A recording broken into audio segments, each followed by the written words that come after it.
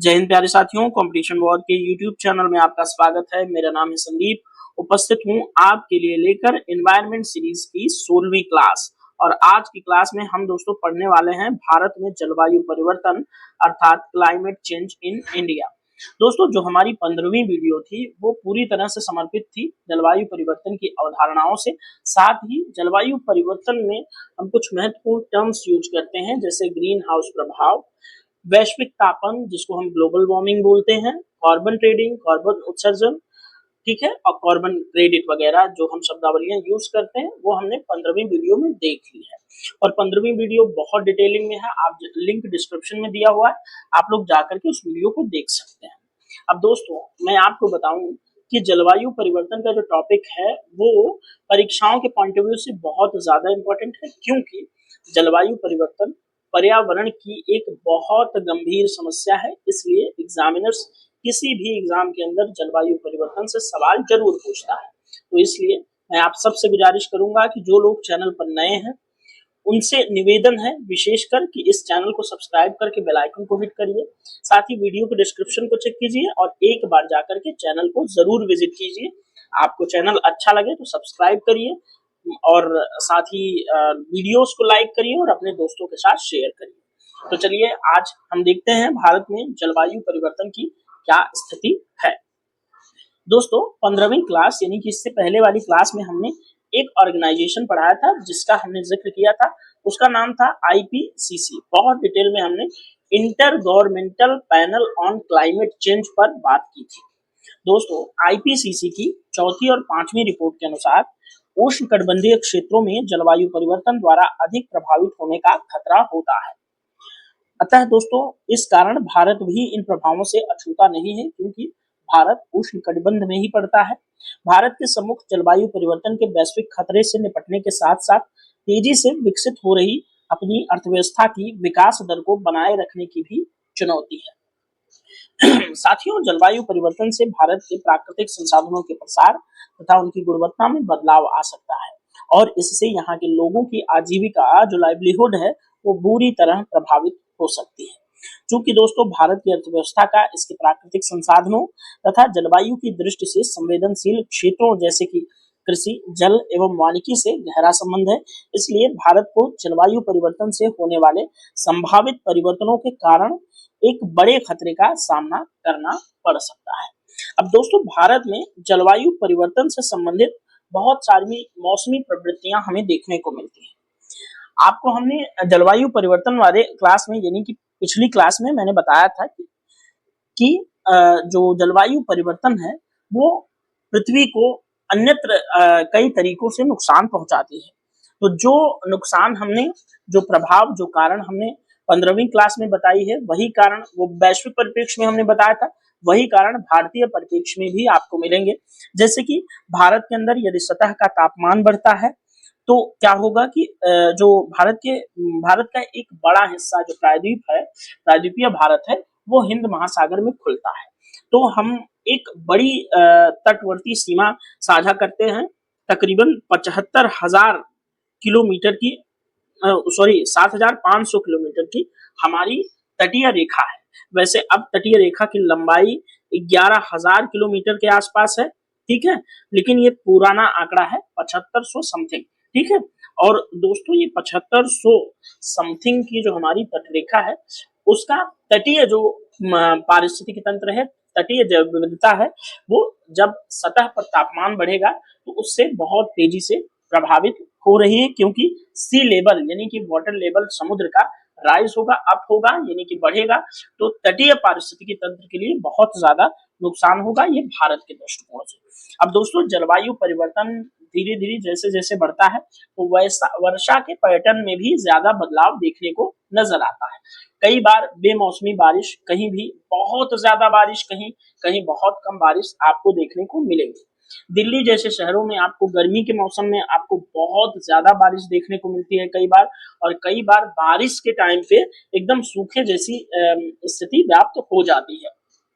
साथ ही दोस्तों, समुद्र जल स्तर में मैंने बताया कि जब बढ़ेगा, ठीक है, तो क्या होगा, समुद्री जो तापमान है उसमें बढ़ोतरी होगी, तो जो समुद्री पारिस्थितिकी तंत्र है वो भी कहीं न कहीं प्रभावित होता है। और साथ ही जलवायु परिवर्तन से दोस्तों भारत को जो सबसे बड़ा खतरा है वो है हिमालय के अंदर ग्लेशियरों का पिघलना। हिमालय हिमानी युक्त जल का सबसे बड़ा स्रोत है और इसके ग्लेशियर में सिंधु, गंगा और ब्रह्मपुत्र जैसी 12 नदियों का जल स्रोत है। अब दोस्तों ग्लेशियरों का पिघलना उनके दीर्घ अवधि में गौण मौसम प्रवाहों को प्रभावित कर सकता है, जिसका जल की उपलब्धता एवं जो जल विद्युत उत्पादन है उस पर प्रतिकूल प्रभाव पड़ सकता है। ठीक है, तो इसलिए ये चर्चा दोस्तों आप लोग ध्यान से सुनिएगा, बार बार रिवाइज करके देखिएगा। ये चर्चा बहुत महत्वपूर्ण थी। हमने भारत में जलवायु परिवर्तन से क्या कुछ प्रभाव पड़ रहा है हमारे देश में, उसको हमने समझने का अभी प्रयास किया। अब आइए इन्हीं सब प्रभावों से निपटने के लिए भारत ने किस तरह से अपनी रणनीति बनाई है उसकी बात करते हैं। तो सबसे पहले यहाँ पर बात करेंगे कि जलवायु परिवर्तन पर भारत की अपनी राष्ट्रीय कार्य योजना क्या है। तो आइए विस्तार पूर्वक डिस्कस करते हैं। तो दोस्तों जलवायु परिवर्तन पर भारत की राष्ट्रीय कार्य योजना की शुरुआत हुई साल 2008 में और इसका उद्देश्य रहा सतत विकास के साथ साथ जलवायु परिवर्तन से निपटना। अब दोस्तों भारत की राष्ट्रीय कार्य योजना के अंतर्गत भारत में 8 राष्ट्रीय मिशनों को चलाया गया। ये 8 राष्ट्रीय मिशन कौन है? पहला राष्ट्रीय सौर ऊर्जा मिशन, ऊर्जा दक्षता मिशन, जल मिशन, कृषि मिशन। इसी तरह से 8 मिशन चलाएंगे जिनकी आगे हम बहुत डिटेल में बातचीत करने वाले हैं। ठीक है दोस्तों, इसका जो लक्ष्य है दोस्तों हमारी राष्ट्रीय कार्य योजना का वो ये है कि स्वच्छ ऊर्जा को बढ़ावा देना, जल संरक्षण, पर्यावरण संतुलन और कृषि को जलवायु अनुकूल बनाना। राज्य सरकारों के लिए भी दोस्तों राज्य स्तर पर राज्य कार्य योजनाएं बनाई गई हैं और यह योजना दोस्तों भारत की जलवायु प्रतिबद्धताओं और पेरिस लक्ष्यों की दिशा में एक महत्वपूर्ण कदम है। जलवायु परिवर्तन से रिलेटेड COP21 आयोजित किया गया। कहां पर? फ्रांस के पेरिस में, जहां पर हमने जलवायु परिवर्तन से लेकर के कुछ प्रतिबद्धता लक्ष्यों को अपनाया है, जिसमें हमने कहा है कि कार्बन उत्सर्जन पूर्व औद्योगिक स्तर के अधिक से अधिक 1.5% होना चाहिए, बस इससे ज्यादा नहीं जाना चाहिए। ठीक है, और दोस्तों भारत की राष्ट्रीय कार्य योजना जलवायु परिवर्तन से निपटने के लिए 2008 में शुरू हुई। ये हमने जो है कि बताया, ऊपर यहाँ पर आपको बताया, और इसकी प्रतिबद्धता अवधि क्या है? लंबी है, जो सतत विकास, जलवायु लचीलापन बढ़ाने के लिए दीर्घकालिक उपायों पर केंद्रित है और इसमें 2030 तक और उससे आगे के लक्ष्य जो है दोस्तों शामिल होंगे। दोस्तों अब हम एक एक करके जो हमारी राष्ट्रीय कार्य योजना के अंदर 8 लक्ष्य हैं उन पर बात कर लेते हैं। ये देखिए, NAPCC national action plan on climate change 2008 में जो शुरू किया गया भारत द्वारा, उसके 8 महत्वपूर्ण मिशन हैं। इन 8 मिशनों पर विस्तार पूर्वक एक एक करके हम लोग बात कर लेते हैं। तो हम दोस्तों राष्ट्रीय सौर मिशन, ठीक है, राष्ट्रीय सौर मिशन सबसे पहले देखते हैं, नेशनल सोलर मिशन। फिर national mission for sustainable the Himalaya ecosystem देखते हैं। उसके बाद national mission for enhance energy efficiency देखते हैं। फिर ग्रीन इंडिया मिशन देखते हैं। फिर national mission for sustainable agriculture देखते हैं। उसके बाद national mission for sustainable habitat देखते हैं। फिर हम देखते हैं national mission on strategic knowledge for climate change, और उसके बाद हम देखते हैं नेशनल वाटर मिशन। ठीक है, इन 8 मिशनों पर हम चल रहे हैं विस्तार पूर्वक बात करने। आप लोग बहुत ध्यान पूर्वक समझने का प्रयास कीजिएगा, क्योंकि ये 8 मिशन भारत की प्रतिबद्धता के अंतर्गत आते हैं, इसलिए इनसे सवाल एग्जाम के अंदर बनने की उम्मीद है। ठीक है, ध्यान में रखेंगे। दोस्तों राष्ट्रीय सौर मिशन पहला मिशन है। इसका लक्ष्य 2030 तक 100 गीगावाट सौर ऊर्जा उत्पादन करना है, और इसके उद्देश्यों की बात करें तो सौर ऊर्जा को किफायती बनाना और इसका अधिकतम उपयोग सुनिश्चित करना राष्ट्रीय सौर मिशन का एक हिस्सा है। आप सब जानते हैं कि भारत एक उष्णकटिबंधीय देश है, जहां पर सूर्य की रोशनी बहुत तेजी से पड़ती है, जिस कारण से सौर ऊर्जा की भावी ऊर्जा स्रोतों के रूप में काफी संभावना है। और अगर मैं आपको ध्यान कराऊं तो भारत ने एक प्रोग्राम चलाया गया है, ISA एक संगठन है, इंटरनेशनल सोलर अलायंस के नाम से जाना जाता है, जिसकी स्थापना भारत द्वारा 2015 के COP21 के दौरान की गई थी और इसमें महत्वपूर्ण भूमिका निभाया भारतीय प्रधानमंत्री श्री नरेंद्र मोदी और उस समय तत्कालीन फ्रांस के राष्ट्रपति फ्रांसवा होलांड ने। अब आइए से दोस्तों, दुनिया के उन देशों का एक संगठन है जिनके पास सौर ऊर्जा जिन देशों में बराबर प्राप्त होती है, यानी कि कर्क और मकर रेखा के बीच में स्थित देश जो उष्ण और उपोष्ण कटिबंध में स्थित हैं, जिनमें सौर ऊर्जा पर्याप्त उपलब्धता है, उन्हीं को ध्यान में रख के आईएसए इंटरनेशनल सोलर अलायंस अंतरराष्ट्रीय सौर संगठन की स्थापना भारत द्वारा की गई। अब दूसरा मिशन है दोस्तों राष्ट्रीय ऊर्जा दक्षता मिशन। इस मिशन को ध्यान में रखिएगा, राष्ट्रीय ऊर्जा दक्षता मिशन। दोस्तों, ऊर्जा संरक्षण अधिनियम 2001 केंद्र सरकार में ब्यूरो ऑफ एनर्जी एफिशिएंसी और राज्यों में नामोदिष्ट संस्थानिक तंत्र के माध्यम से ऊर्जा बचत उपायों के कार्यान्वयन के लिए कानूनी आदेश मुहैया कराता है। और दोस्तों, प्रधानमंत्री की परिषद ने इस मिशन को मंजूरी भी दी है और इस हेतु 4 पहले भी चलाया जा रहा है। और दोस्तों, राष्ट्रीय ऊर्जा दक्षता मिशन का उद्देश्य आपसे नहीं भूलना चाहिए, उद्योगों में ऊर्जा खपत को कम करना, ऊर्जा की बचत को बढ़ावा देना और इससे संबंधित कुछ पहले हैं PAT यानी कि परफॉर्म, अचीव एंड ट्रेड, और ई-स्क्रैट्स एनर्जी सेविंग सर्टिफिकेट्स। ठीक है, ये भी ध्यान में रखेंगे आप राष्ट्रीय ऊर्जा दक्षता मिशन को। अब आगे बढ़ते हैं, राष्ट्रीय जल मिशन की तरफ बढ़ते हैं और देखते हैं राष्ट्रीय जल मिशन के अंतर्गत क्या कुछ नई बातें हमें देखने को मिलती हैं। दोस्तों, राष्ट्रीय जल मिशन के अंतर्गत दोस्तों हम देखते हैं कि जल संरक्षण, जल की बर्बादी कम करने और राज्य के अंदर एवं बाहर अधिक उचित जल वितरण सुनिश्चित करने के लिए एक राष्ट्रीय जल मिशन लागू किया गया। और इस मिशन का जो उद्देश्य है दोस्तों और लक्ष्य आपको नहीं भूलना चाहिए, याद रखना चाहिए। लक्ष्य है जल उपयोग दक्षता में 20% सुधार और उद्देश्य है जल संरक्षण और जल संसाधनों का बेहतर प्रबंधन। तो इसलिए राष्ट्रीय जल मिशन आप लोगों को महत्वपूर्ण रूप से याद रखना चाहिए। ठीक है, ध्यान रहना चाहिए ये चीज। और नेक्स्ट हमारा है दोस्तों राष्ट्रीय हरित Bharat mission, national mission for a green India, राष्ट्रीय हरित भारत मिशन। ये एक महत्वपूर्ण मिशन है दोस्तों। इसके अंतर्गत कार्बन सिंक सहित जो पारितंत्र सीमाओं को बढ़ाने के लिए हरित भारत मिशन की बात की गई है।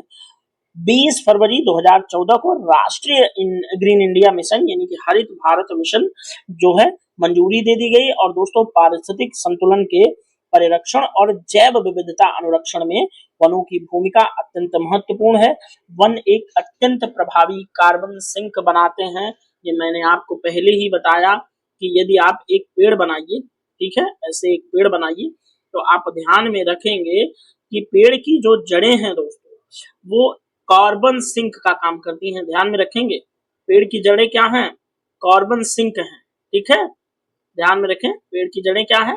कार्बन सिंक का काम करती हैं। यदि आप निर्वनीकरण करेंगे तो कार्बन वायुमंडल में उत्सर्जित होगा और ये जाकर के दोस्तों ग्रीन हाउस गैसों में शामिल होगा, क्योंकि carbon dioxide green house gas का एक महत्वपूर्ण गैस है। ठीक है, और ये ग्रीन हाउस प्रभाव पैदा करेगी जिससे वैश्विक तापन की स्थिति उत्पन्न होगी और जलवायु परिवर्तन बुरी तरह से प्रभावित होगी। तो आप लोगों को ध्यान में रखना है, राष्ट्रीय हरित भारत मिशन का उद्देश्य वनों का संरक्षण, पुनः स्थापन और वृद्धि। लक्ष्य है इसका 5 मिलियन हेक्टेयर नए वनों का निर्माण और 5 मिलियन हेक्टेयर वनों का सुधार भी किया जाना चाहिए। साथ ही दोस्तों जैव विविधता, हाइड्रोलॉजिकल सेवाओं के साथ पारिस्थितिकीय सेवाओं में सुधार करना इस मिशन का उद्देश्य है। और ये वन में एवं आसपास रहने वाले 3 लाख परिवारों की वन आधारित जो आजीविका है उसकी आय में वृद्धि करने का भी ये काम जो है दोस्तों किया जाता है। ध्यान में रखेंगे राष्ट्रीय हरित भारत मिशन को। अब आइए बात करते हैं राष्ट्रीय हिमालयी पारिस्थितिकी मिशन यानी कि national mission for sustainable the Himalaya ecosystem. अब दोस्तों इसे फरवरी 2014 में चलाया गया, ठीक है, ध्यान में रखेंगे। फरवरी 2014 में ये मिशन भारत में लॉन्च किया गया और इसके उद्देश्य को आप मुख्य रूप से ध्यान में रखेंगे। हिमालयी पारिस्थितिकी तंत्र की रक्षा और वहां के समुदायों का संरक्षण करना इस योजना का, इस मिशन का प्रमुख लक्ष्य है। मैंने पहली स्लाइड में बात की थी कि हिमालय जो है दोस्तों 12मासी नदियों का प्रमुख स्रोत है।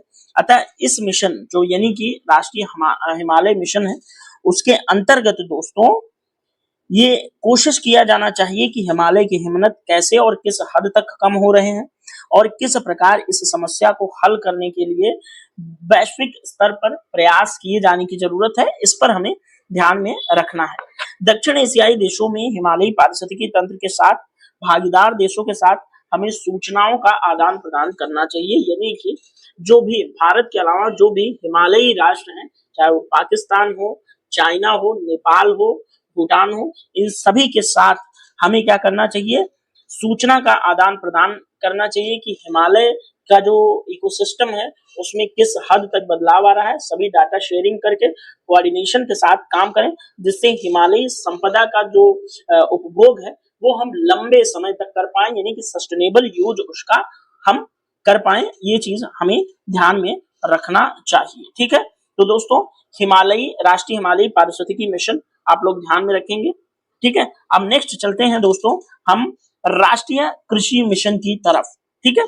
राष्ट्रीय कृषि मिशन, ये राष्ट्रीय सतत कृषि मिशन भी इसको बोल सकते हैं आप, ठीक है।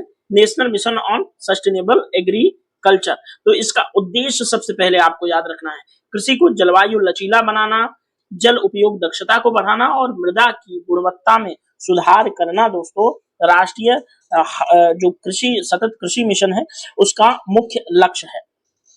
वैसे दोस्तों इस मिशन की जो शुरुआत है वो 2008 से की गई, ये बात आप ध्यान में रखेंगे, ठीक है। इस मिशन की शुरुआत 2008 से की गई।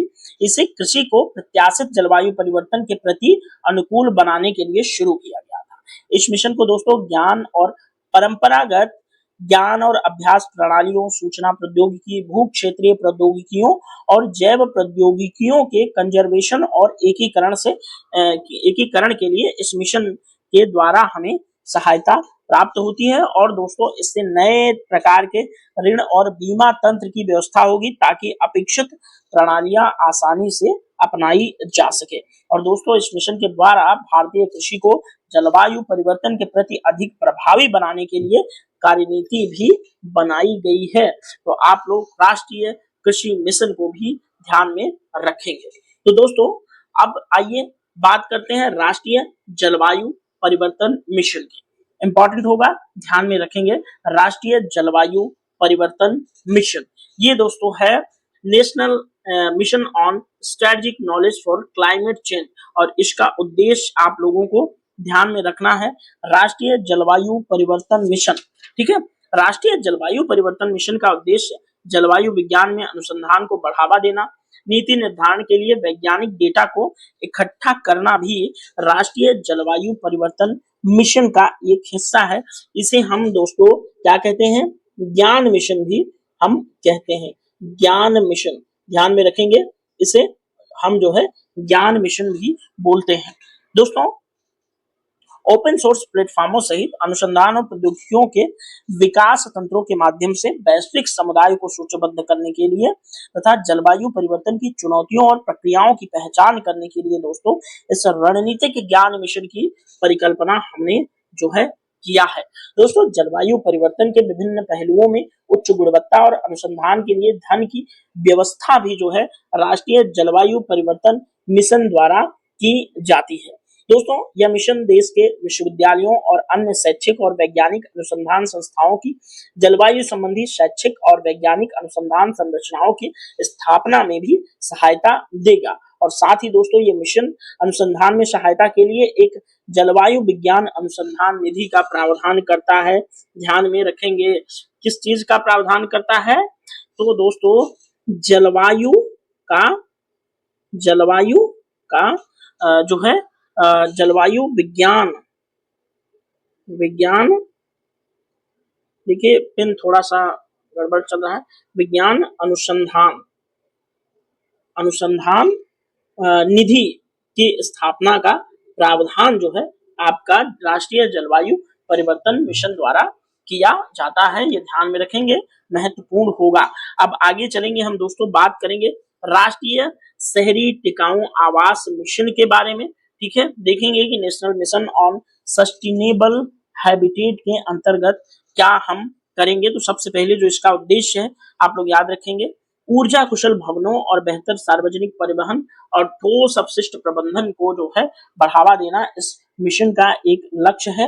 और दोस्तों भवनों के अंदर ऊर्जा बचत सुधारों और जो हमने बात की कि ठोस अपशिष्ट प्रबंधन और को सुनिश्चित करने के लिए सार्वजनिक परिवहन को अपनाने के माध्यम से पर्यावरण को सतत यानी कि सस्टेनेबल बनाने के लिए ये मिशन शुरू किया गया। ठीक है, ये ध्यान में रखेंगे। इस मिशन के अंतर्गत 3 पहले भी बनाए गए हैं।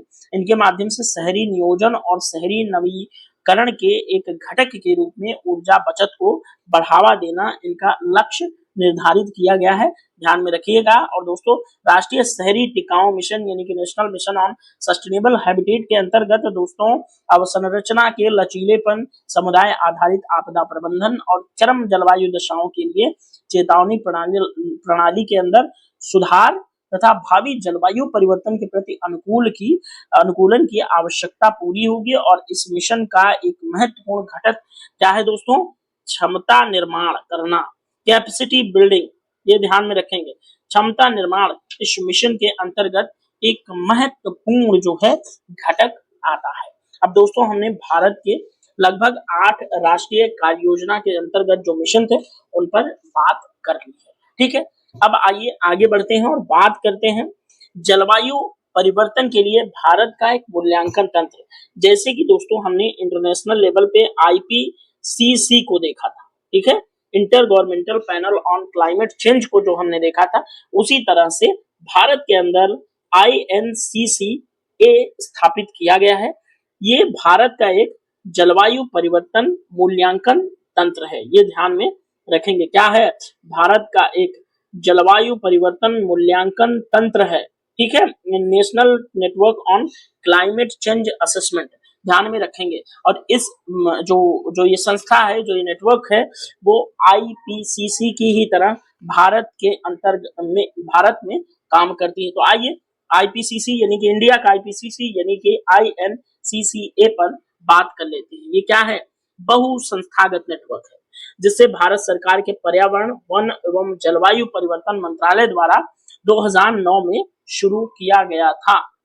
ये चीज आप लोग मुख्य रूप से ध्यान में रखेंगे। ठीक है, इस जो नेटवर्क की शुरुआत 2009 में हुई और इसका उद्देश्य दोस्तों जलवायु परिवर्तन से संबंधित वैज्ञानिक शोध को बढ़ावा देना, आकलन रिपोर्ट तैयार करना। देखिए IPCC आकलन रिपोर्ट तैयार करती है, आप सब जानते हैं।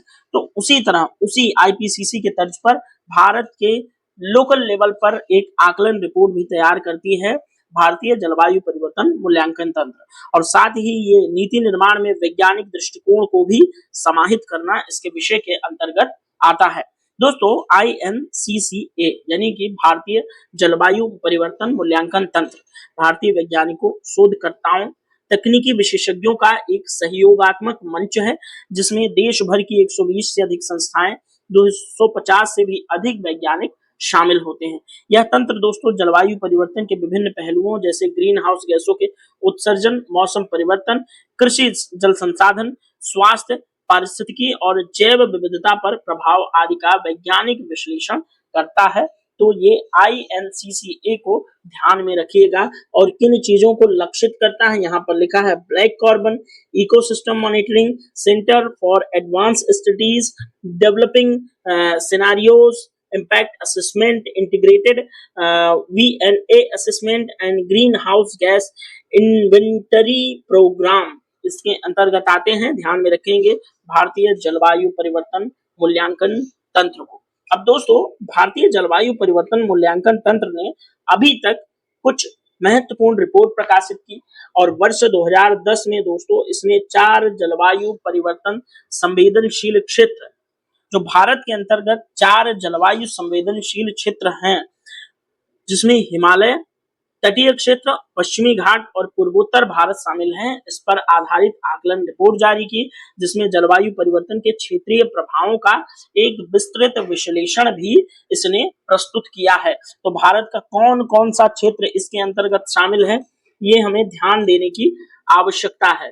तो कौन कौन सा क्षेत्र है दोस्तों? पहला ये है आपका जो है हिमालयी रीजन, ठीक है, हिमालयी रीजन, इससे संबंधित रिपोर्ट प्रकाशित किया जाता है। और दूसरा है आपका तटीय क्षेत्र। यहाँ पर आपको मैंने भी बताया कि भारत की तटरेखा 7500 किलोमीटर है, ठीक है, यानी कि गुजरात से लेकर यहाँ पर हमने कोलकाता तक यानी कि पश्चिम बंगाल तक भारत के तटीय क्षेत्र की रिपोर्ट। साथ ही ये वाला जो क्षेत्र है दोस्तों, ये वाला क्षेत्र को हम पश्चिमी घाट कहते हैं। क्या कहते हैं? पश्चिमी घाट, ध्यान में रखेंगे, पश्चिमी घाट। और ये है तटवर्ती क्षेत्र, ठीक है, और ये है आपका क्या, हिमालय वाला क्षेत्र, हिमालय वाला क्षेत्र, ठीक है। और दोस्तों और क्या है, और किसकी बात करता है? पूर्वोत्तर क्षेत्रों की। वैसे तो हिमालय पूर्वोत्तर में भी फैला हुआ है, लेकिन पूर्वोत्तर को मुख्य रूप से हम ये वाले हिस्से के रूप में देखते हैं, ठीक है, यहाँ पर मिजोरम तक, ठीक है। और जो पूर्वोत्तर भारत क्या है, जो 7 सिस्टर्स है, ठीक है, जिसमें असम, मिजोरम, मणिपुर, अरुणाचल प्रदेश, मेघालय, नागालैंड वगैरह संबंधित है। असम, ठीक है, इसको हम पूर्वोत्तर का क्षेत्र समझते हैं। तो इन क्षेत्रों की जो है भारत ने INCCA ने क्या प्रस्तुत की है, तो आकलन रिपोर्ट बनाई है। ये चीज ध्यान में आप रखेंगे, ठीक है, इंपॉर्टेंट होगा। और दोस्तों आगे बढ़े कि इसके अलावा इसने राष्ट्रीय ग्रीन हाउस गैस इन्वेंटरी भी प्रस्तुत की है, जो कि भारत के अंतरराष्ट्रीय जवाबदेही के लिए एक महत्वपूर्ण भूमिका निभाता है। और दोस्तों INCCA का उद्देश्य भारत की जलवायु नीति को वैज्ञानिक आधार प्रदान करना, साथ ही IPCC के समान घरेलू स्तर पर एक सशक्त तंत्र विकसित करना।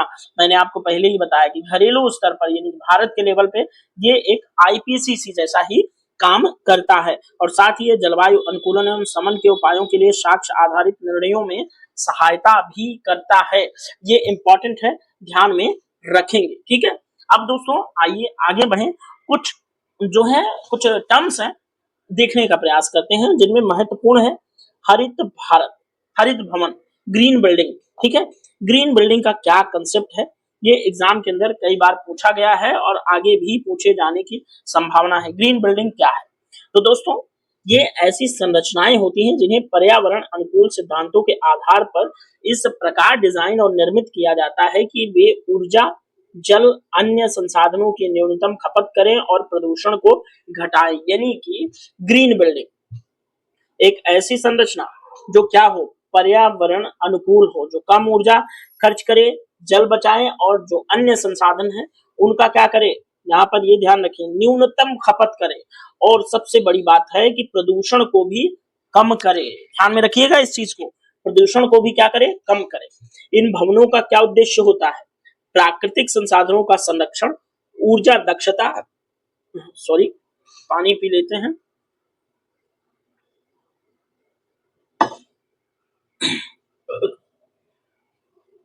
हाँ, तो इनका उद्देश्य आप ध्यान में रखेंगे, प्राकृतिक संसाधनों का संरक्षण, ऊर्जा दक्षता, स्वच्छ वायु गुणवत्ता और निवासियों के स्वास्थ्य में सुधार करना। साथ ही दोस्तों हरित भवन का निर्माण में सौर ऊर्जा, वर्षा जल संचयन, प्राकृतिक वेंटिलेशन, ऊर्जा दक्ष यंत्र और पुनर्चक्रण योग्य सामग्री का उपयोग जो है दोस्तों किया जाता है। इंपॉर्टेंट होगा आपका ग्रीन बिल्डिंग, ध्यान में रखेंगे, इंपॉर्टेंट होगा। दोस्तों हरित भवन पर्यावरण की रक्षा के साथ साथ दीर्घकालिक रूप से आर्थिक रूप से लाभकारी होते हैं, क्योंकि इनमें रखरखाव और ऊर्जा लागत कम होती है और यह सतत विकास की दिशा में एक महत्वपूर्ण कदम उठाता है।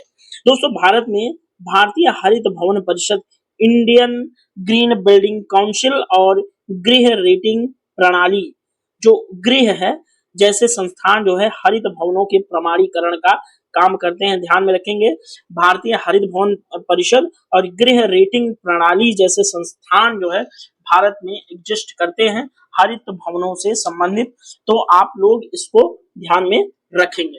अब थोड़ा सा दोस्तों वैसे मैंने आपको समझाया है कि सोशल एंड इकोनॉमिक जो इम्पैक्ट है, यानी कि जलवायु परिवर्तन का सामाजिक और आर्थिक प्रभाव क्या होता है, वो मैंने पिछली क्लास में बताया। वैसे जलवायु परिवर्तन के मैंने बहुत डिटेल में जो प्रभाव है उनकी बातचीत की है, और उनके निवारण से संबंधित अभी हमने बहुत कम बातचीत की है, तो उस पर हम जो है बात करेंगे। इससे पहले आप यहाँ पर एक चार्ट देख लीजिए, जो कि क्या है, किस लिए है, जलवायु परिवर्तन का प्रभाव, सोशल और economical impact of climate change. इसको थोड़ा सा देख लीजिए।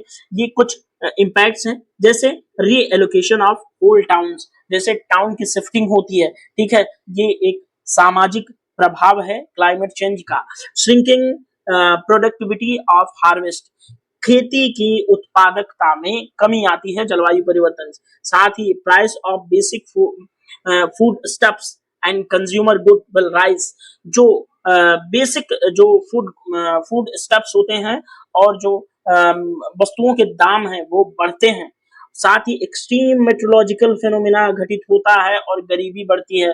और दोस्तों हमें जलवायु से संबंधित एक्सट्रीम घटनाएं देखने को मिलती हैं। साथ ही diseases will spread due to higher temperature, ज्यादा तापमान की वजह से बहुत सारे रोग जो है देखने को मिलते हैं। साथ ही fresh water will be in short supply in some area, बहुत सारे एरियाज में जो स्वच्छ पेयजल है उसकी उपलब्धता कम हो जाती है, खासकर गर्मी के महीनों में। आपने भारत के अंदर भी देखा होगा, चाहे वो उत्तर प्रदेश का बुंदेलखंड रीजन हो, महाराष्ट्र का विदर्भ रीजन हो, इन सभी जगहों पर पेयजल की समस्या, साथ ही राजस्थान तो पूरा लगभग पूरा राजस्थान पेयजल की समस्याओं से ग्रसित है, ठीक है, ध्यान में रखेंगे। और साथ ही जलवायु परिवर्तन के प्रभावों में मुख्य है more wash to gain access to limited resources. लोगों को कहते हमने सुना है कि अब जो तीसरा वर्ल्ड वॉर होगा वो रिसोर्सेज को लेकर होगा, प्राकृतिक संसाधनों के दोहन को लेकर के होगा। ये जलवायु परिवर्तन का एक विशेष प्रभाव है। साथ ही दोस्तों the cost of adopting coastal areas to rising sea level, जो सी लेवल है वो जो तापमान आपका बढ़ता है उससे जो ग्लेशियर्स होते हैं वो पिघलते हैं, तो समुद्री जलस्तर बढ़ता है, तो जो कोस्टल एरिया की अडॉप्टिंग कॉस्ट है वो भी जो है दोस्तों बढ़ जाती है। तो जलवायु परिवर्तन से रिलेटेड सोशल और इकोनॉमिकल इम्पैक्ट यहाँ पर आपको देखने को मिला, ये ध्यान में रखेंगे, महत्वपूर्ण है। और दोस्तों आगे बढ़ेंगे, अब सबसे इंपॉर्टेंट डिस्कस कर लेते हैं, भारत के अंदर जलवायु परिवर्तन से निपटने के लिए हमने क्या क्या उपायों को कर रखा है। तो सबसे पहले हमने पढ़ा जलवायु परिवर्तन से निपटने के उपायों में भारत का राष्ट्रीय कार्य योजना NAPCC। भारत ने दोस्तों 2008 में जलवायु परिवर्तन से निपटने के लिए 8 मिशनों वाली एक कार्य योजना बनाई, जिस पर हमने विस्तार पूर्वक चर्चा किया, इसको पढ़ने की जरूरत नहीं यहाँ पर। साथ ही दोस्तों नवीकरणीय ऊर्जा को बढ़ावा देने के लिए भारत ने 2030 तक 500 गीगावाट गैर जीवाश्म ऊर्जा क्षमता का लक्ष्य रखा है। अंतर्राष्ट्रीय सौर गठबंधन की स्थापना भारत ने की। हरित परिवहन को बढ़ावा देने के लिए भारत ने फेम योजना के तहत इलेक्ट्रिक वाहनों को प्रोत्साहन दिया, और सार्वजनिक परिवहन की मजबूती और ईंधन की दक्षता मानक भी भारत ने दोस्तों लागू कर दिया है। और साथ ही दोस्तों भारत ने जलवायु परिवर्तन से निपटने के उपायों में मुख्य है कार्बन उत्सर्जन में कटौती, जिसमें भारत ने नेशनल डिटरमाइंड कंट्रीब्यूशन यानी कि NDC के तहत सन 2030 तक GDP की कार्बन तीव्रता को 45% तक घटाने का लक्ष्य रखा है, ध्यान में रखेंगे। साथ ही भारत ने दोस्तों वनों और हरित क्षेत्र का संरक्षण करने का काम किया है। कैंपा योजना के तहत वनीकरण को बढ़ावा दिया जाएगा, वन क्षेत्रों को बढ़ाने का प्रयास और जैव विविधता का संरक्षण करने का प्रयास किया जाएगा। साथ ही जल संरक्षण और प्रबंधन का भी कार्य किया जाएगा। जल जीवन मिशन, अटल भूजल योजना, जल संरक्षण, सूखा और बाढ़ से निपटने की योजना भारत बनाएगी। साथ ही भारत ने कुछ प्रोग्राम भी चलाए गए हैं योजनाओं के अंतर्गत, जैसे परंपरागत कृषि विकास योजना, जिसमें राष्ट्रीय कृषि विकास योजना आदि से सतत कृषि को बढ़ावा मिलेगा। और दूसरा हमने स्मार्ट सिटी मिशन भी अपनाया है, अमृत योजना को बढ़ावा दे रहे हैं, हरित ढांचे में सुधार करने की बात कर रहे हैं। और साथ ही अवेयरनेस फैलाने के लिए हम लाइफ स्टाइल फॉर एनवायरमेंट यानी कि लाइफ को भी अपना रहे हैं, जो कि पर्यावरण अनुकूल एक जीवन शैली का हिस्सा है। तो ध्यान में रखेंगे भारत के अंदर जलवायु परिवर्तन से निपटने के महत्वपूर्ण उपाय ये हैं, और आपके मेंस एग्जाम के पॉइंट ऑफ व्यू से ये बहुत ज्यादा इंपॉर्टेंट है, स्लाइड ध्यान में रखेंगे। साथ ही दोस्तों कुछ पीटी फैक्ट देखना बहुत जरूरी है, जिससे हम समझ पाए कि प्रारंभिक परीक्षा में हमें किस तरह के कंटेंट का उपयोग करना है। ठीक है दोस्तों, जलवायु परिवर्तन से निपटने के लिए भारत की रणनीति और कुछ लक्ष्य निर्धारित हैं। जैसे नेट जीरो का लक्ष्य भारत ने रखा है, तो भारत 2070 तक जो है नेट जीरो कार्बन उत्सर्जन का लक्ष्य प्राप्त करेगा। साथ ही 2030 तक गैर जीवाश्म ईंधन से ऊर्जा की खपत जो है 50% करेगा। ध्यान में रखेंगे, सौर, पवन और जल विद्युत से भारत 50% ऊर्जा का उपयोग करने लगेगा 2030 तक। कार्बन उत्सर्जन तीव्रता में कमी आएगी। 2005 के स्तर की तुलना में 2030 तक जीडीपी की प्रति इकाई उत्सर्जन तीव्रता में 45% तक की कमी जो है करना है। साथ ही दोस्तों हरित हाइड्रोजन मिशन 2030 तक हरित हाइड्रोजन उत्पादन में भारत को एक वैश्विक अग्रणी बनाने की जो है बात कही जा रही है। साथ ही दोस्तों वोशो वोग भारत की एक मुख्य रणनीति है, एक सूर्य एक ग्रिड एक विश्व। सौर ऊर्जा के वैश्विक आदान प्रदान के लिए अंतर्राष्ट्रीय सहयोग है। और दोस्तों राष्ट्रीय अनुकूल योजना भी चलाई गई है, जो कि जलवायु परिवर्तन के प्रभावों से निपटने के लिए कृषि, जल, स्वास्थ्य आदि क्षेत्रों में नीतिगत उपाय अपनाए जाएंगे। अंतर्राष्ट्रीय सौर गठबंधन, जो कि स्वच्छ ऊर्जा के प्रचार हेतु 100 देशों के साथ भारत की साझेदारी, आईएसए की बात हमने राष्ट्रीय सौर मिशन के अंतर्गत जो है कर ली है। और दोस्तों इस वीडियो में हमने भारत के अंतर्गत जलवायु परिवर्तन के शमन से रिलेटेड क्या कुछ रणनीतियां हैं भारत की, इसको हमने देख लिया। तो अब दोस्तों हमने भारत जलवायु परिवर्तन की अवधारणाएं देख ली, भारत में जलवायु परिवर्तन का प्रभाव, जलवायु परिवर्तन के मिटिगेशन से संबंधित जो स्ट्रेटजीज हैं इंडिया की, वो भी हमने देख ली। अब हम बढ़ेंगे जलवायु परिवर्तन के नियंत्रण के लिए उत्तरदायी जो विश्व स्तर पर ऑर्गेनाइजेशन है उस पर बात करेंगे। इंपॉर्टेंट होंगे वो सभी ऑर्गेनाइजेशन, तो क्लास आप लोग कंटिन्यू रखिएगा। और मैं आपको हमेशा समझाता हूं कि क्लासेस करते समय पेन पेपर लेके रखिएगा। वैसे तो आपको एक नोट्स के फॉर्म में क्लासेस मिलती हैं, लेकिन जो मैं इसमें ऐड ऑन करूं, यानी कि जो मैं अपनी तरफ से बताता हूं, उन कंटेंट्स को लिखने के लिए आपके पास क्या होना चाहिए, प्रॉपर पेन पेपर होना चाहिए, जिससे आप जो है क्लासेस को नोट भी कर पाए जो ऐड ऑन करने वाली चीजें हैं। तो दोस्तों इस वीडियो में इतना ही, मिलेंगे नेक्स्ट वीडियो में, तब तक के लिए thank you so much, bye bye, जय हिंद, भारत माता की जय।